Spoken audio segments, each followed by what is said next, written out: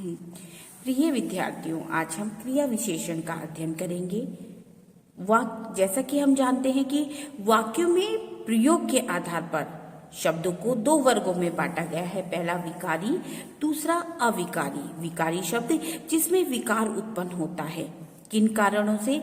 लिंग, वचन और काल के कारणों से। जिन शब्दों में विकार उत्पन्न होता है उन्हें विकारी शब्द कहते हैं, और जिसमें परिवर्तन नहीं आता जिन शब्दों में, उन्हें अविकारी शब्द कहते हैं। अविकारी शब्द को अव्यय शब्द भी कहा जाता है। अव्यय कहिए या अविकारी, एक ही बात होगी। ठीक है, अब हम देखेंगे परिभाषा। अव्यय शब्द किसे कहते हैं या अव्यय शब्द की परिभाषा क्या है? अव्यय वे शब्द हैं जिनके वाक्य में प्रयोग होने पर लिंग, वचन, पुरुष, काल, वाच्य आदि के कारण कोई परिवर्तन नहीं होता। अव्यय शब्दों में किसी भी प्रकार का परिवर्तन नहीं होता। ये वो शब्द होते हैं चाहे किसी भी लिंग के साथ प्रयोग किए जाएं, इन शब्दों में कोई अंतर नहीं आता। किसी भी पुरुष के साथ प्रयोग किए जाए, किसी भी काल में प्रयोग किए जाए, भूत, भविष्य, वर्तमान, तीनों में किसी काल में आप प्रयोग करें, चाहे स्त्रीलिंग के लिए करें, पुल्लिंग के, ये वे शब्द होते हैं जिनमें कोई भी परिवर्तन नहीं होता। अब हम जानेंगे अविकारी शब्दों के भेद। अविकारी शब्दों के 4 भेद हैं। पहला क्रिया विशेषण, दूसरा संबंध बोधक, तीसरा समुच्चय बोधक और चौथा विस्मय आदि बोधक।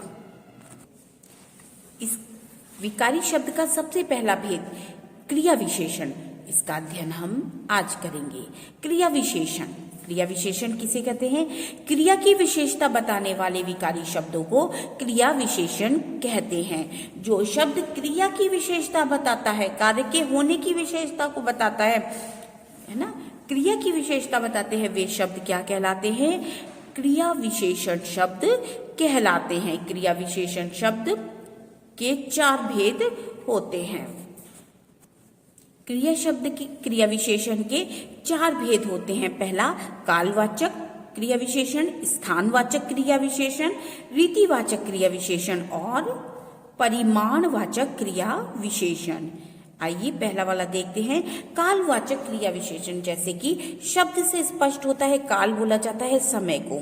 ठीक है, जब इसकी आप परिभाषा लिखेंगे तो बहुत साधारण परिभाषा है। जो क्रिया विशेषण शब्द, जो क्रिया विशेषण क्रिया की काल की संबंधित विशेषता बताए, जो क्रिया विशेषण शब्द क्रिया के काल यानी क्रिया के समय संबंधित विशेषता बताते हैं, वे कालवाचक क्रिया विशेषण कहलाते हैं।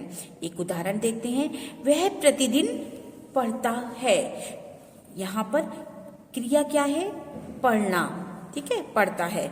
और किस समय पढ़ता है? समय दिया है, वह प्रतिदिन पढ़ता है। दूसरा उदाहरण देखते हैं, बारिश निरंतर हो रही है। क्रिया क्या है? हो रही है, परंतु समय दिया है निरंतर यानी लगातार हो रही है। तो ये शब्द क्या कहलाएंगे? जो क्रिया के होने के समय की विशेषता बताए, समय के संबंध में बताए, वे कालवाचक क्रिया विशेषण कहलाते हैं। स्थानवाचक क्रिया विशेषण, जैसे कि शब्द के अर्थ से स्पष्ट होता है, स्थान का मतलब जगह के बारे में होगा।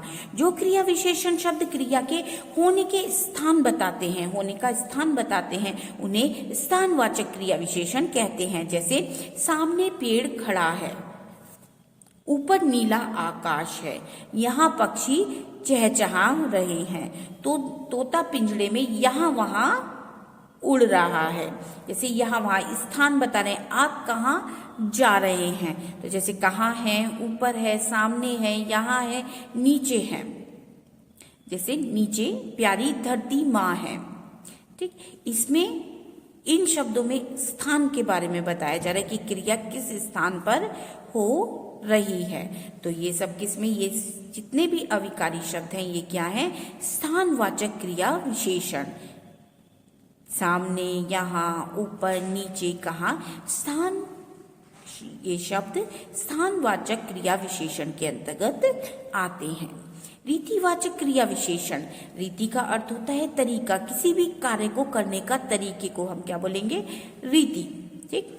क्रिया किस प्रकार की जा रही है, यानी क्रिया करने का क्या तरीका है, यह बताने वाले शब्द क्रिया विशेषण रीतिवाचक क्रिया विशेषण कहलाते हैं। वो क्रिया विशेषण शब्द रीतिवाचक क्रिया विशेषण कहलाते हैं। जैसे आप ध्यानपूर्वक पढ़िए या ध्यानपूर्वक पढ़ें, तो यहाँ पर ध्यानपूर्वक पढ़ने का कार्य आप कैसे करेंगे, ध्यानपूर्वक। तो ये जो ध्यानपूर्वक शब्द है ये रीतिवाचक क्रिया विशेषण शब्द कहलाएगा। ये अविकारी शब्द है आपका।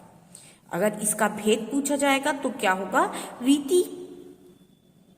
क्रिया विशेषण। जैसे चालक चालाकी से बस को भगा ले गया। जो बस को भगाने का जो तरीका था वो क्या था, चालाकी से, है ना। तो यहाँ पर के ये जो चालाकी है, चालाकी से, ये अविकारी शब्द है। और अगर क्रिया अविकारी शब्द है क्रिया विशेषण, ठीक है, तो अगर इसका भेद पूछा जाएगा तो ये किस में जाएगा, रीतिवाचक में। ठीक। जैसे फिर मन लगाकर पढ़ें। पढ़ने का क्रिया कैसे करनी है, किस तरीके से करनी है, मन लगाकर आपको पढ़ना है। तो ये जो मन लगाकर दोनों शब्द आएंगे ये रीतिवाचक क्रिया विशेषण शब्द कहलाएंगे। आगे देखते हैं परिमाणवाचक क्रिया विशेषण शब्द। परिमाणवाचक, परिमाण का अर्थ होता है मात्रा, किसी भी चीज की मात्रा, नाप तोल जिसको हम बोल सकते हैं, या जो क्रिया हो रही है वो कितनी मात्रा में हो रही है, अधिक हो रही है, कम हो रही है। ठीक है।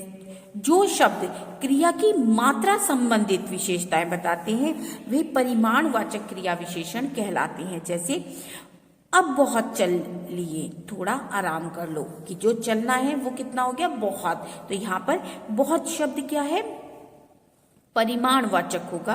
और थोड़ा आराम कर लीजिए, आराम करना है, आराम करने की जो क्रिया है वो क्या है, या तो ज्यादा या कम। तो थोड़ा आराम कर लीजिए, ये जो थोड़ा शब्द है ये आपका क्या होगा, परिमाणवाचक क्रिया विशेषण। जी भरकर जी भरकर सो लिए, अब तो उठो। तो जी भरकर यानी जब तक आपका मन था तब तक आप सोए, मतलब जी भरकर कि काफी सो लिए, है ना।